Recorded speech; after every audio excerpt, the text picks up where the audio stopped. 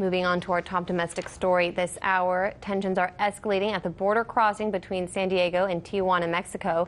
Thousands of migrants from a caravan of Central American refugees have now arrived, some of them breaking through Mexico's police lines in Tijuana. U.S. authorities responding with tear gas. RT's Trinity Chavez joins us live to talk more about everything that's been going on. Trinity, what's the latest? That's right, Anya. Well, today, many of those migrants have returned to a nearby camp where around 5,000 migrants are staying, most who are from Honduras. Hundreds of those migrants rushed the border on Sunday, pushing past Mexican authorities in riot gear. They were climbing over barriers and barricades. Additional officers were deployed to fend off the crowds, the migrants only retreating when authorities began using tear gas. According to reports, at least 2 children were injured by the gas. Many people taking to Twitter saying that tons of people were hit with it, adding that they could feel the tear gas nearly a mile away. This all happened at the port of entry in San Ysidro, California. Around 1,000 migrants, including women and children, were holding demonstrations in Tijuana when about half of the group bolted toward the border.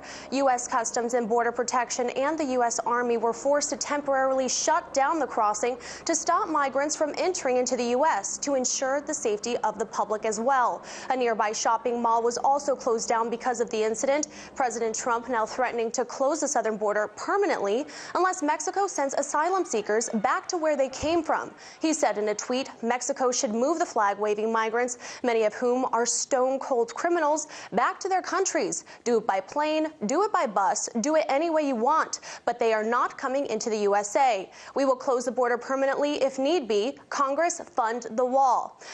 Now Mexico has promised to shore up security along the border, and the country's Interior Ministry said that it would immediately deport those who tried to violently enter the U.S. from Tijuana. However, the caravan has garnered the support of many. Let's take a listen. There is support for them here, that we do recognize that they have every right under international law, under asylum, international agreements, that they have every right to seek asylum in a country of their preference. So we're here to make it clear that they are welcome here. I'm here to support my indigenous brothers and sisters of this continent. Now, and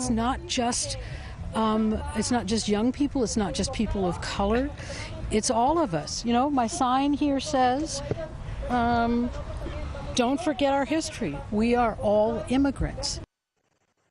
Now, more than 5,000 migrants have been camped in and around a sports complex in Tijuana after arriving via caravan in hopes of seeking asylum in the U.S. Many have said they are fleeing violence and poverty in Honduras. But to enter the U.S. legally, migrants must first apply for asylum, but the wait for those requests to be processed could take more than a year. Anya. Thanks, Trinity. With the situation on the border in question, we're joined now by attorney for the Immigration Lawyers Association, Alan Orr. Hi, thanks so much for joining us on In Question, Mr. Orr. We've seen reports that people have been hit, as Trinity showed, with chemical agents, rubber bullets. Are you surprised by the level of brutality on the border? I am surprised. We should be de-escalating this issue rather than escalating it. And we were talking about women and children. I mean, actually, most of the pictures are babies in diapers sort of running away from tear gas. So this is not who the United States is.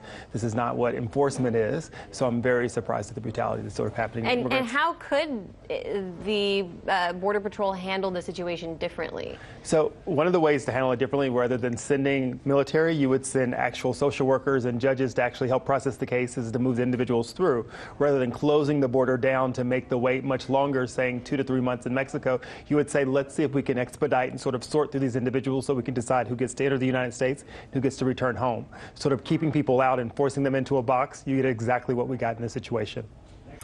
Can you explain how the militarization of the U.S.-Mexico border has been a decades-long process, starting with the crackdown led by the Eisenhower administration? Yeah, so I mean, even before then, right? So this is just a long sort of, ever since we actually established that border. Exactly, established the border, it's been militarized, right, for different reasons. 1, to keep slaves in, 2, to keep Chinese nationals out, and then sort of just to keep to control the border of the flow of drugs. So there's been this constant influx. But what's different now is that there's this created crisis of human beings sort of fleeing for their lives and saying, we need help for this reason. So it's not exactly the same thing, but it is always immigration between the United States and other nations, people coming for a better life, a better opportunity, which could be resolved by Congress sort of stepping up and amending our immigration laws. So the problem here and the difference here is that we're actually sort of forcing back, and the United States is actually speaking to Mexico as if it's a state or part of the United States. What about Mexico's sovereignty? What about them making controls and the rights for people who are in their country? We don't really need our president telling them, he wasn't elected by the Mexican people to tell them what they need to do. Well, the president in Mexico, or Mexico now, says it will deport up to 500 asylum seekers. Why do you think the government there is choosing to handle the situation this way? I think it's the United States leading from behind, right? It's a little bit of what the Tijuana mayor put into the media by saying all these things were happening there that were out of control, which Tijuana, if you know about it all, has always been sort of out of control with the number of problems of drugs, influx of people, immigrants, Americans who are there undocumented, as well as people who are trying to cross to the United States undocumented. So therefore, they sort of heighten this tension, and what Mexico's doing is being a diplomat and responding to the president's request, but not in the appropriate way. Deporting some 500 people back down south isn't really going to fix the problem. The problem with the caravan and the problem with what we're doing right now is we're not looking at solutions, we're talking about the problem. So rather than address the issues that are going on in Honduras and Guatemala, we're saying let's keep people here in cages, or let's keep people from getting asylum who are fleeing for their lives. That's really never going to really address the issues in South America.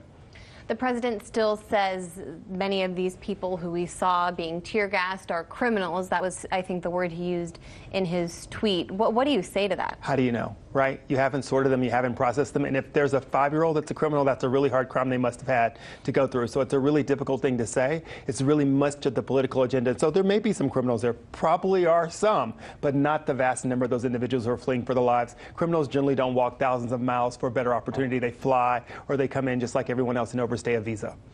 Have you noticed a change in the way the corporate media has covered the caravan since the midterm elections came and went? Well, I think, yes. I think it is. The midterm, in a sense, they've sort of turned their back on it, saying it's not the big of a problem, because this has been happening for years as well, right? So the militarization of the border has been happening, the caravans have been happening, these number of people showing up.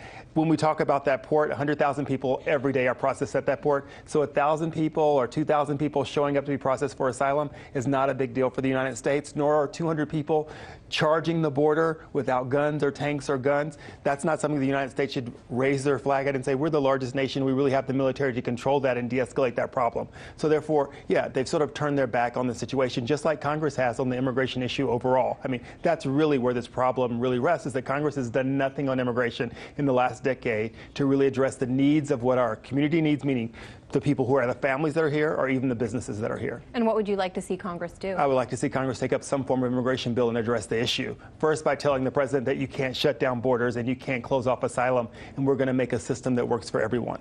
All right, Attorney Alan Orr, thanks so much for joining us today. Thank you for having me. Hey YouTube, thanks for checking out our channel. We hope you enjoyed the video. We have tons of content for you just like this. For more of RT America's one-of-a-kind news and analysis, be sure to subscribe and never stop questioning more.